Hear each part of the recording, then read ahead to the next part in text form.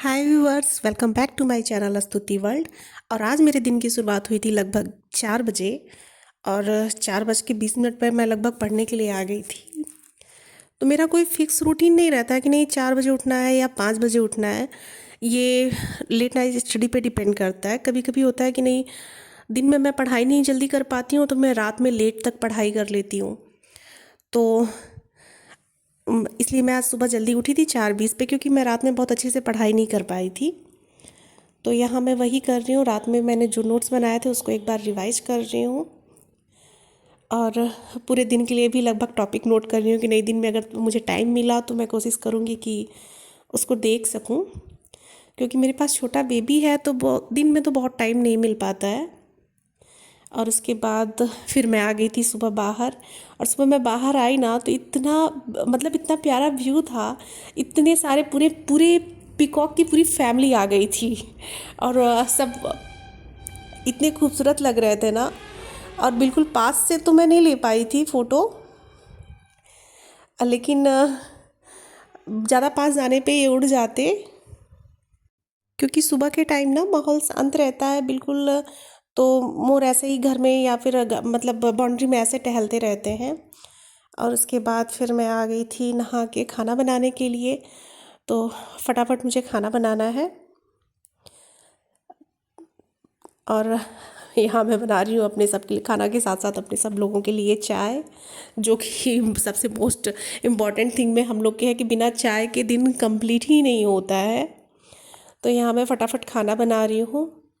और खाना बनाने के बाद मुझे फिर अपने बेटे को भी देखना है और उसको रेडी करना है। तो खाना पीना बना के तो मैं वैसे भी लगभग 10 बजे तक फ्री हो जाती हूँ, लेकिन बेटे को सुलाने के लिए मुझे मतलब 1 बजे के करीब मतलब मैं फ्री होती हूँ। तो यहाँ मैं फिर आ गई हूँ, फिर से अपनी बुक्स रिवाइज कर रही हूँ, उसको पढ़ रही हूँ। क्योंकि ना आप बुक्स को जितनी बार पढ़ते हैं वो चीज़ें और भी क्लियर होती जाती हैं। और हमें नई चीज़ें पढ़ने की बजाय, मतलब जब भी हम नई चीज़ें बार बार नई चीज़ें पढ़ने की बजाय अगर हम जो पिछली चीज़ें दोहराते रहें ना, रिवाइज उसको करते रहें, तो वो सबसे ज़्यादा बेनिफिट देता है। मतलब मेरे पिछले एग्ज़ाम्स के एक्सपीरियंस है। और उसके बाद ये शाम का टाइम है और मेरा बेटा उठ गया है। तो वो बाहर खेल रहा है। और वो जब भी बाहर खेलता है ना तो उसके साथ रहना पड़ता है, नहीं तो फिर वो कुछ भी उठा के मुंह में डाल लेता है। और ये रात में उसको मैं सुलाने के बाद, और जब दिन भर वो थका रहता है ना, ऐसे कि बहुत टाइम दोपहर में सोता नहीं है, तो वो 9 बजे तक ऐसे सो जाता है। तो उसको सुलाने के बाद फिर मैं आ गई हूँ पढ़ने के लिए वापस से। और यहाँ पे मैं टेस्ट पेपर सॉल्व कर रही हूँ। क्योंकि जब वो रात में सो जाता है ना तो मेरा टाइमिंग मतलब एक निश्चिंत टाइमिंग हो जाता है कि आराम से आप 125 क्वेश्चन आराम से बैठ के 1.5 घंटे में सॉल्व कर सकते हैं। हाँ, बीच बीच में वो उठता रहता है कभी कभी, क्योंकि अभी छोटा बच्चा है तो फिर वो अभी 1 घंटे सोया तो उठ गया, फिर उसको वापस से लिटाओ, तो ऐसे 10-15 मिनट ऐसे चले जाते हैं। लेकिन ऐसे करके हम लोग हार तो नहीं मान सकते ना कि नहीं छोटा बच्चा है चलो फिर से छोड़ दे। क्योंकि अब उतना टाइमिंग नहीं बचा हुआ है कि उतना हम लोग वेट करें कि चलो बेटे को थोड़ा सा बड़ा होने देते हैं या फिर ये काम होने देते हैं, या फिर ऐसे वेट करें कि 1-2 साल और वेट कर दे, उतना में तो एज ही बीत जाएगी। क्योंकि हम लोग के यहाँ वैकेंसी भी ना 3 से 4 सालों में एक बार ही आनी है। तो उसके लिए प्रिपेयर रहना है। क्योंकि ऐसा होता है ना कि समय के बीतने के बाद ही पता चलता है ना कि समय कितना कीमती था। हम ये कर सकते थे, वो कर सकते थे, वगैरह वगैरह। लेकिन अब जो टाइम बीत चुका है वो वापस तो आएगा नहीं।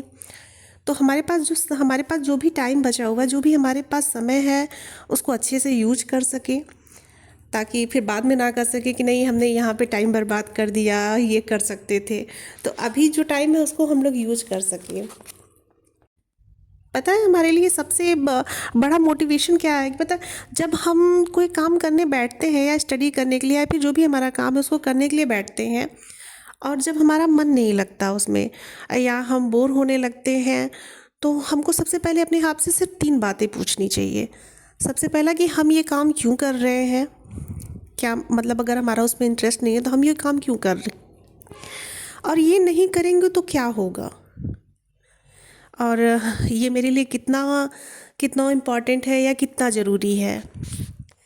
अगर हम सीरियसली अपने आप से ये 3 बातें पूछे ना, तो आई थिंक इसके बाद ना हमें अपना आंसर खुद मिल जाएगा कि अगर मैं ये पढ़ रही हूँ, ये ना पढ़ूँ तो क्या होगा, और ये मैं क्यों पढ़ रही हूँ।